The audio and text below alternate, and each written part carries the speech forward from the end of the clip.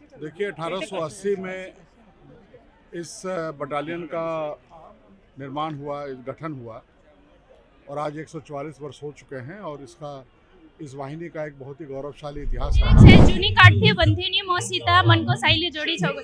मतलब इसका मतलब है लड़का लड़की से बोलता है कि जो वर्ष तुम बोली थी, जीवन बोली थी मेरे साथ बिताने का, वो तुम अभी किसके साथ बिता रही हो। इस वाहिनी की क्या गरिमा रही थी, क्या है और आगे क्या रहेगी, इस पे हम उत्साहित हमेशा ही रहते हैं। उसी प्रकार ड्रिल के लिए भी, ये खुखरी ड्रिल के लिए भी हम लोग 4-5 दिन से सुबह शाम प्रैक्टिस करते हैं। हाँ, इसके लिए बहुत स्टेमिना चाहिए।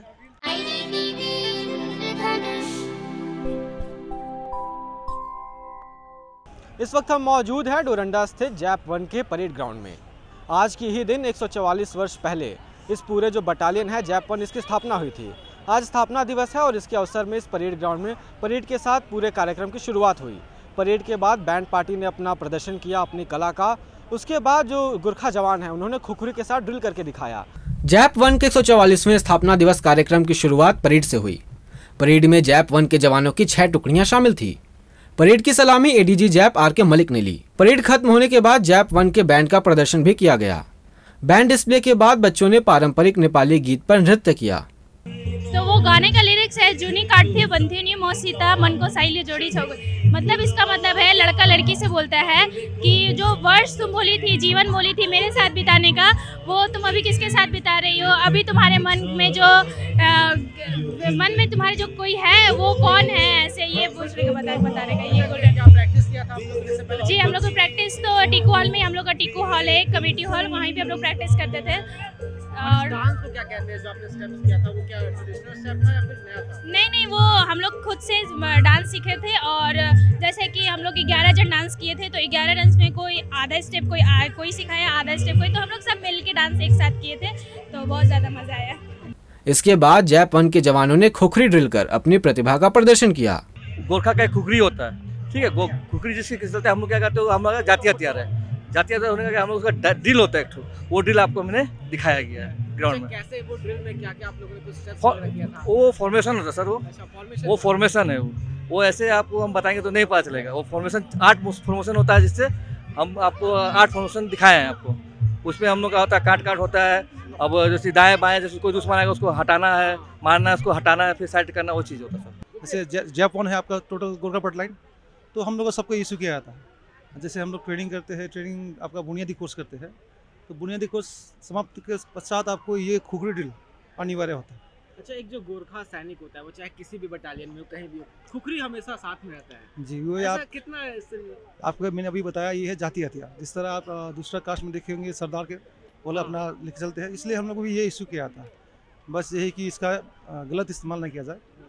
जब भी खुखरी हम लोग कोई भी इस्तेमाल करते हैं तो सही काम के लिए, या फिर आपका मतलब ऐसा गलत काम के लिए नहीं करना। तो आप भी ड्रिल में मौजूद थे? जी, ड्रिल उसके लिए कुछ अलग से आप लोगों ने ड्रिल के लिए ट्रेनिंग किया था या फिर नॉर्मल है खुखरी के साथ आप लोग? नहीं, आपका ये जो ड्रिल है, सब परेड के लिए, जिससे परेड होता है हम लोग उसके लिए प्रैक्टिस कर था, रिहर्सल करते हैं हम लोग। उसी प्रकार ड्रिल के लिए भी, ये खुखरी ड्रिल के लिए भी हम लोग 4-5 दिन से सुबह शाम प्रैक्टिस करते हैं। हाँ, इसके लिए बहुत स्टेमिना चाहिए।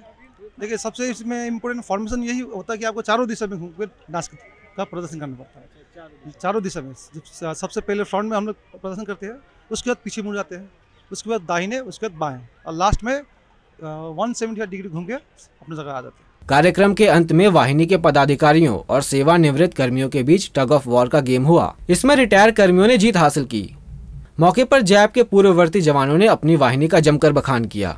सबसे पहले तो मैं ये कहना चाहूँगा, मेरे लिए फ़ख्र की बात है कि मैं अपने वाहिनी का इतिहास बताने के लिए आपके समक्ष आया हूँ। मैं इसी वाहिनी में सेवारत था। 2019 को मैं रिटायर हुआ। मेरा नाम सब इंस्पेक्टर राजकुमार दाहाल है। इस रिटायरमेंट के बाद फिर इस वाहिनी परिसर में आना अपने आप में गर्व की बात होती है, और मुझे ये बताते हुए कि इस वाहिनी की क्या गरिमा रही थी, क्या है और आगे क्या रहेगी, इस पे हम उत्साहित हमेशा ही रहते हैं। इस वाहिनी की स्थापना आज नहीं, 1880 को हुई थी, जब शासन किसी और का था। फिर भी इसके जो गौरव और प्रताप जो था, एक इसको देखते हुए इस वाहिनी की स्थापना की गई थी। उस समय तादाद बहुत ही कम था, लगभग 46 के लगभग तादाद था, लेकिन सने सने यह तादाद बढ़ता गया। उनके रुतबे को देख के, उन्हें साहस को देख के आज देखिए कालांतर में इसका रूप परिवर्तन और नाम परिवर्तन भी हुआ इस वाहिनी का। सबसे पहले इसका नाम उड़ीसा से भी जोड़ा गया, बंगाल से जोड़ा गया, उसके बाद जेएमपी हुआ, जीएमपी गोरखा मिलिट्री पुलिस हुआ, फिर उसके बाद बीएमपी हुआ और आज झारखंड राज्य में ये जेएमपी के नाम से जाना जाता है।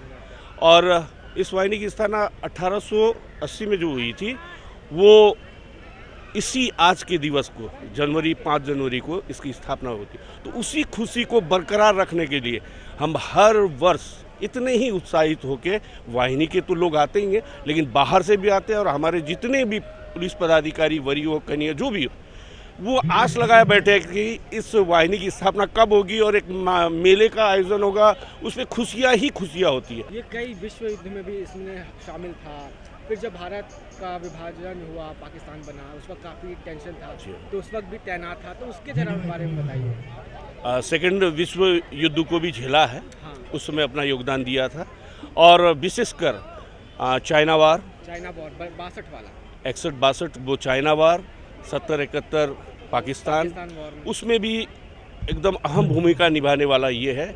इसका प्रमाण हमारी जो दिवंगत महान नेत्री इस देश की प्रधानमंत्री श्रीमती इंदिरा गांधी थी, उन्होंने भी इस वाहिनी की गरिमा को देख के सम्मान में बहुत सारे शब्द कहे थे और वो उनका कहा हुआ शब्द आज तक विद्यमान है और इसी तरह आगे भी यह वाहिनी उसी जोशो खरोश के साथ आगे बढ़ेगा, ये मुझे भी विश्वास है।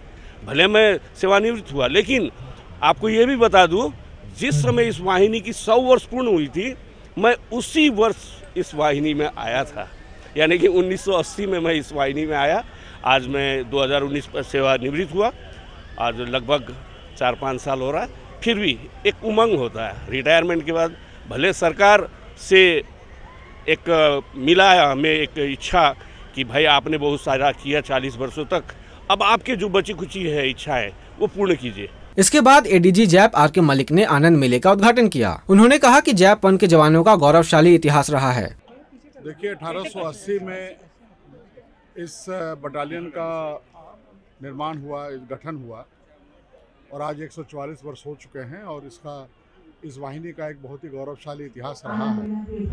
और जैसा कि आप लोग जानते हैं कि कम्युनल हार्मनी बनाए रखने में, नक्सलिज्म के विरुद्ध कार्रवाई करने में, जो 2 विश्व युद्ध हुए उसमें और विभिन्न आंतरिक सुरक्षा के मामलों में सब जगह जैप उनकी प्रतिनियुक्ति होती रही है और इसका बहुत ही गौरवशाली इतिहास रहा है।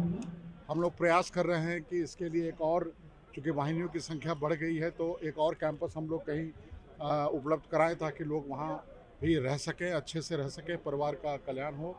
और रांची शहर के लिए, जैसा कि आप लोग सब जानते हैं कि बहुत समय से यह जो आनंद मेला है और यह जो इनका जो ऑर्गेनाइजेशन है और ये जो जहाँ ये रहते हैं, ये एक तरह से एक रांची की पहचान जो है वो BMP 1 उस समय और अब जैप 1 से एक पहचान है। लोग डोरंडा को और इस एरिया को जानते हैं, किसी को भी पता, कोई अगर बोलना हो तो गोरखा बटालियन के बगल में, आगे पीछे, तो ये एक बहुत ही एक तरह से रांची के शहर के लिए, झारखंड के लिए भी, हम लोग सबके लिए गौरव का विषय है कि हम लोग इस वाहिनी के एक अंग हैं। हर वर्ष जैप 1 के स्थापना दिवस के अवसर पर आनंद मेले का आयोजन किया जाता है। मेले में कपड़े, बैग, चूड़ियाँ, खिलौने, मिठाइयों के साथ साथ खाने पीने की दुकानें भी लगी हुई हैं। तो अभी आपने देखा कि जैप 1 का इतिहास कितना गौरवशाली है। वीडियो जर्नलिस्ट संजय सिंह के साथ मैं शुभम राय, आप देख रहे थे IDTV इंद्रधनुष।